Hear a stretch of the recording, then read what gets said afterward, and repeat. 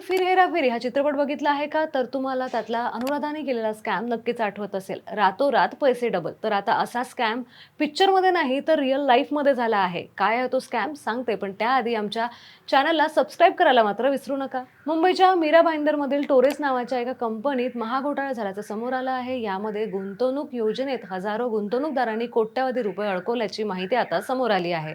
काही महिन्यांपूर्वी या ज्वेलरी कंपनीची दादरमध्ये स्थापना झाली. पैसे दामदुप्पट करून देण्याची स्कीम त्यांनी आखली होती.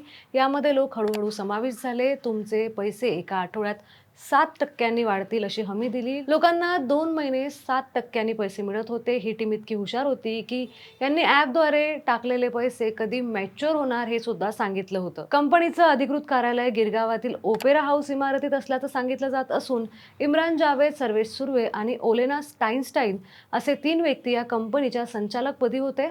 या तिघांनीही आपला पत्ता कंपनीचा पत्ता म्हणूनच दाखवला आहे. टोरेस ज्वेलरीच्या कंपनीवर सध्या गंभीर आरोप करण्यात येत आहे. या कंपनीच्या मालकांचा सध्या काहीच अत्तापत्ता लागत नाही आहे.